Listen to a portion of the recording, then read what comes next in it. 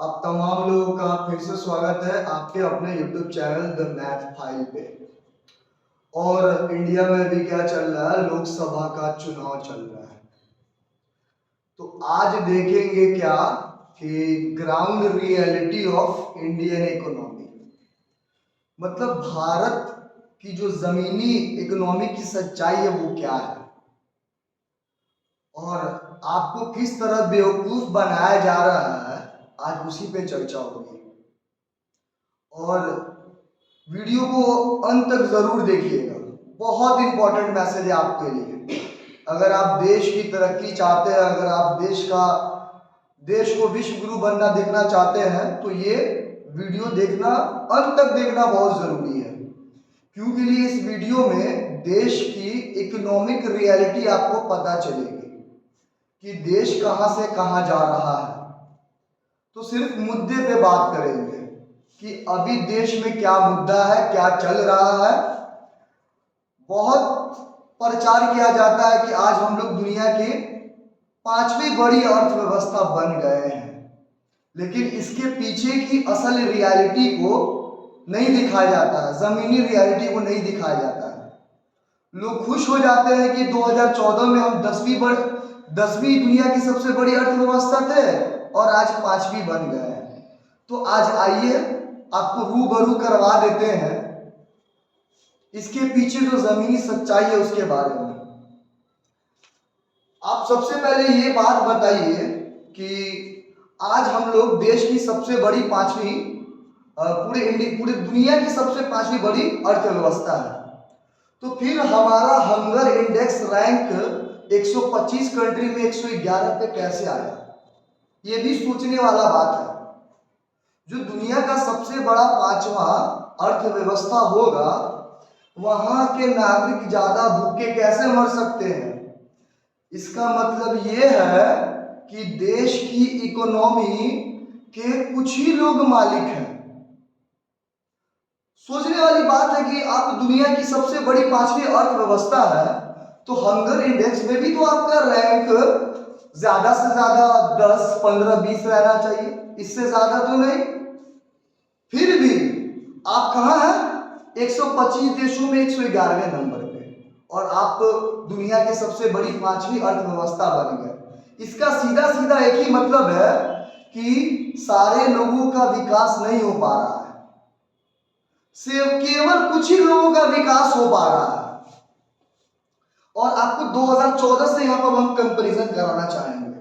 2014 में हम लोग 10वीं बड़ी अर्थव्यवस्था थे पूरी दुनिया में, लेकिन उस समय हम लोग का हंगर इंडेक्स रैंक कितना था? 55 नंबर पे था 76 में। मतलब हम लोग पाकिस्तान से क्या थे, हम लोग पाकिस्तान से तुलना करते थे ना, तो पाकिस्तान से हम लोग क्या थे? आगे थे, अच्छे थे, बेहतर थे। लेकिन अब देखिए पाकिस्तान का रैंक कितना है? 102। मतलब इंडिया से भी अच्छा पाकिस्तान का रैंक। और पाकिस्तान का ही बात क्यों कर ले, बांग्लादेश का भी देख लीजिए, हमसे क्या था? 2014 में पीछे था, और अभी बांग्लादेश देख लीजिए 81 पे है। मतलब बांग्लादेश में भी भूख की स्थिति हमसे बेहतर है। वहां कम लोग भूखे मर रहे हैं, इंडिया में ज्यादा लोग मर रहे हैं। फिर देख लीजिए श्रीलंका और नेपाल क्या था? शुरू से 2014 में भी क्या था? इंडिया से अच्छे हालात में था, लेकिन यहां भी क्या है? और अच्छे हालात में है, लेकिन गैप देखिए कितना का बढ़ गया है। यहाँ इंडिया 55 पे, तो श्रीलंका या नेपाल 39-44 पे, और यहाँ इंडिया 111 पे, नेपाल 69 पे, और कितना पे? श्रीलंका 60 पे है। जबकि श्रीलंका में अभी हाल बीते कुछ दिनों का हाल आपको पता ही है कि क्या हुआ था, फिर भी वहां क्या है? वो लोग 60 पे है।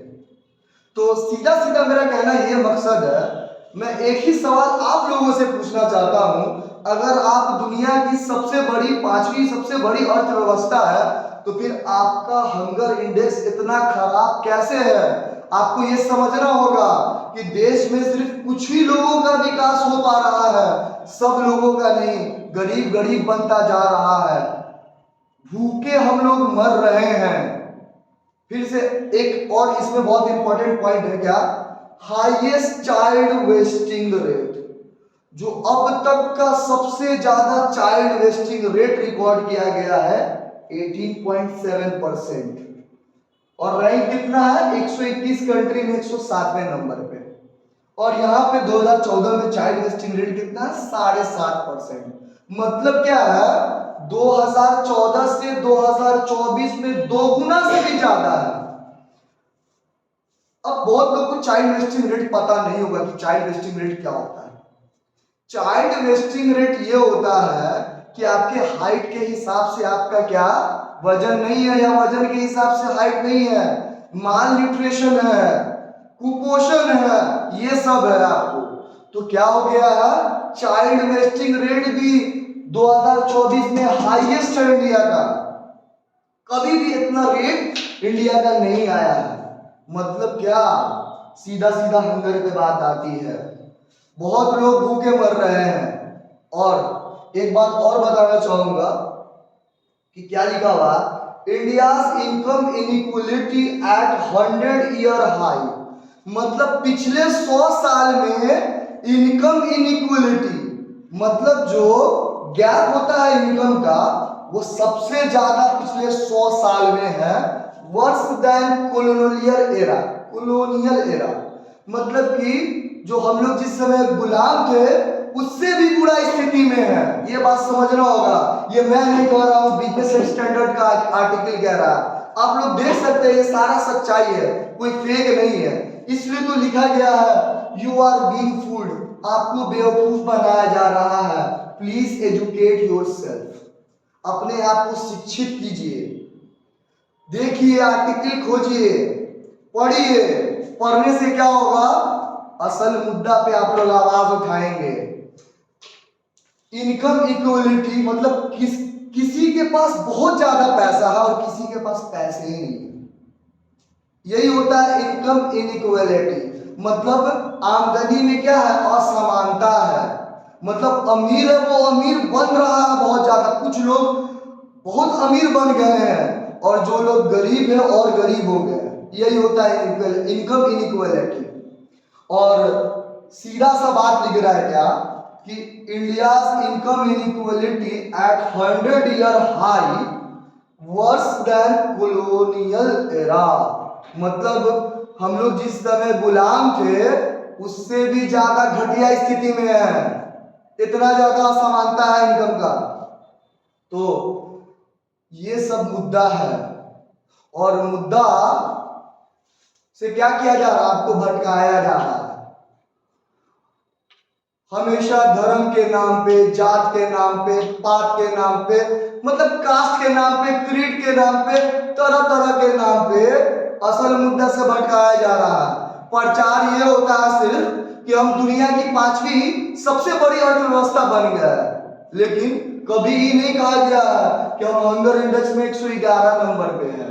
कभी ही नहीं कहा गया है कि हम पाकिस्तान, बांग्लादेश, नेपाल, श्रीलंका जो छोटा छोटा कंट्री सब है उससे भी पीछे है। बताइए, कभी ही नहीं कहा गया है चाइल्ड वेस्टिंग रेट हाईएस्ट हो गया है।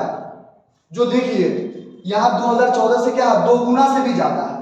और कभी ही नहीं बताया गया है, क्या हर जगह ही वायरल नहीं होता है कि हम लोग कॉलोनियल एरा जब गुलाम थे उससे भी खतरनाक अभी इनकम इनइक्वालिटी है। 100 साल में जो मैक्सिमम चरम सीमा पे है वो 2024 में है। ये बिजनेस स्टैंडर्ड का आर्टिकल है, आप जाके पढ़ सकते हैं।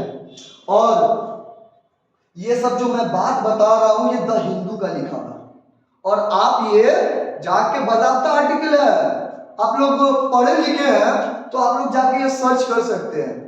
तो चुनावी मुद्दा मांगिए, अपने उम्मीदवार से पूछिए कि आप हम बताइए आप हमारे लिए क्या कीजिएगा, एजुकेशन के लिए क्या कीजिएगा। बचपन से हम लोग एक कहावत पढ़ते आ रहे हैं, education is the most powerful weapon which we use to change the world, which you can use to change the world. मतलब शिक्षा एक ऐसा हथियार है जिसका आप इस्तेमाल करके दुनिया बदल सकते हैं।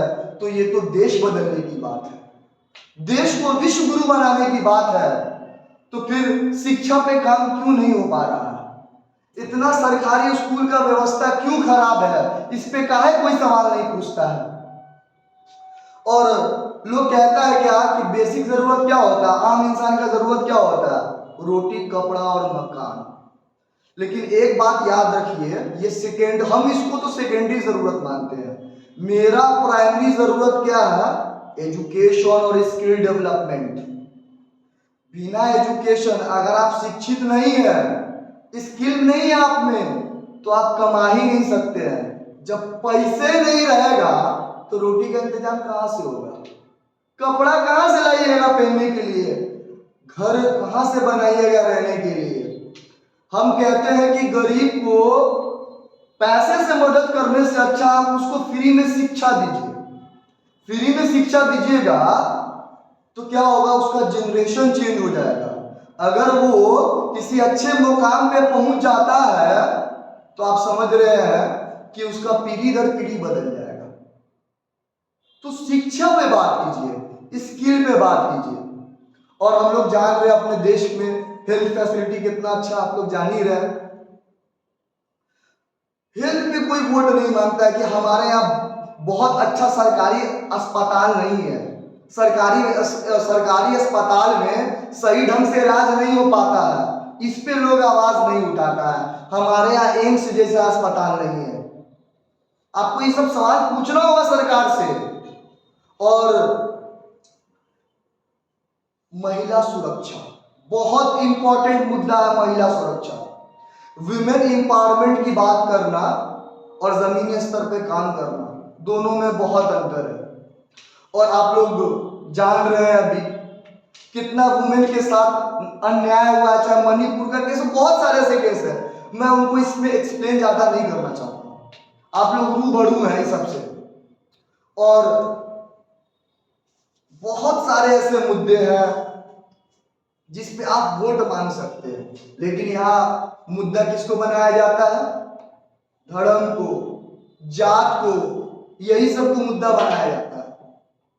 तो इस सब को, मतलब इस सब के बहकावे में बिल्कुल भी नहीं आना है। तो इसलिए तो लिखा है यू आर बीइंग फूल्ड, आपको बेवकूफ बनाया गया है।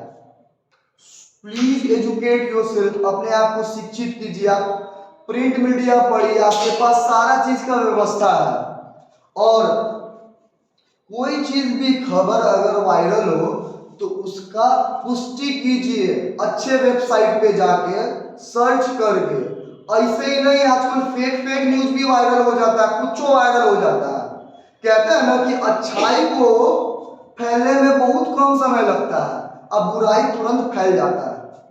और तो यहाँ क्या लिखा हुआ है, सो डोंट बिकम फूल, बेवकूफ नहीं बनना है, किसी राजनेता के बहकावे में नहीं आना है। एक अच्छे उम्मीदवार को चुनिए जो आपके क्षेत्र का हो, जो आपको समझता हो, जो आपके बातों को मानता हो, जो विकास पे बात करता हो, आपको रोजगार दिलाने का बात करता हो। सबसे बड़ा मुद्दा तो रोजगार का भी होना चाहिए, क्योंकि लिए इतना क्रिमिनल एक्टिविटी जो बढ़ता है, किस लिए, बेरोजगारी के कारण।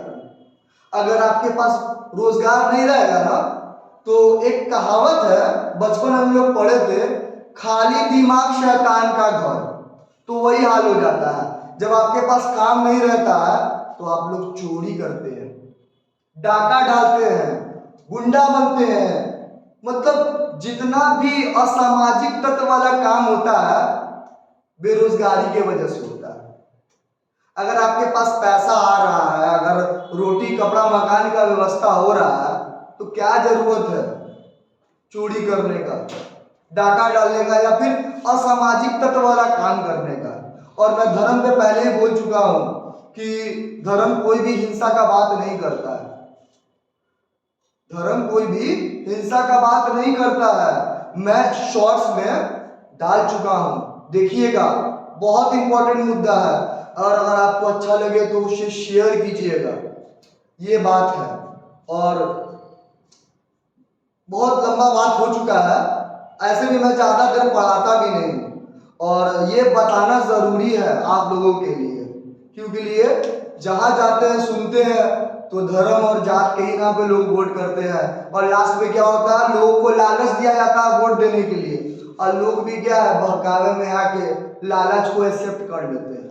लेकिन वो नहीं सोच रहे हैं लालच को एक्सेप्ट करने वाले कि वो अपने साथ तो गलत कर रहे हैं, अपने आने वाले भविष्य के साथ भी गलत कर रहे हैं।